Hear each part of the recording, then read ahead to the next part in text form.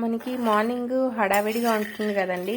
ఆ టైంలో మనకి ఇలా పల్లీలు వేపుకొని చట్నీ చేసుకోవాలంటే చాలా కష్టమవుతుంది. నేనైతే ఇలా నాకు ఖాళీ ఉన్నప్పుడు కొంచెం పల్లీలను అయితే వేపి రెడీ పెట్టుకుంటాను. మనకి పల్లీల కన్నా పుట్నాలు చట్నీలో వేసుకోవటం వల్ల చాలా బెనిఫిట్స్ అయితే ఉంటాయండి. మనకి బ్లడ్ లాస్ ఉన్న వాళ్ళకి కానీ దేనికైనా మనం పుట్నాలని ఎక్కువ యూజ్ చేయటం వల్ల బెనిఫిట్స్ అయితే చాలా ఉంటాయి. కాబట్టి మన డైట్లో ఇవి కూడా ఇంక్లూడ్ చేసుకోవాలి. అందుకే నేను ఎక్కువ మన ఇడ్లీ దోశ వాటికి కొబ్బరి కొంచెం పల్లీలు కొద్దిగా పుట్నాలను అయితే వేసి చట్నీ చేసుకుంటా ఉంటాను.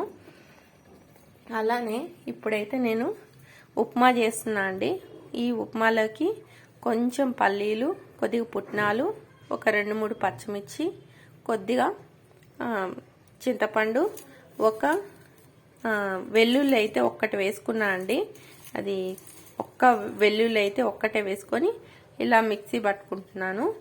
ఈ ఉప్మాలోకి అయితే నేను ఇలా చేసుకుంటున్నా అండి. ఇలా మీరు కూడా ఏదైనా ఈజీగా మనకి మార్నింగ్ హడావిడి ఉన్నప్పుడు ఇలా పల్లీలను అయితే వేపి పెట్టుకోవటం వల్ల మనకి చట్నీ అంటే సూపర్ టేస్టీగా ఉంటుంది. ఈజీగా కూడా మనం చేసుకోవచ్చండి. ఈ టిప్ అనేది మీకు ఉపయోగపడితే లైక్ చేయండి, షేర్ చేయండి, సబ్స్క్రైబ్ చేయండి. Thank you friends.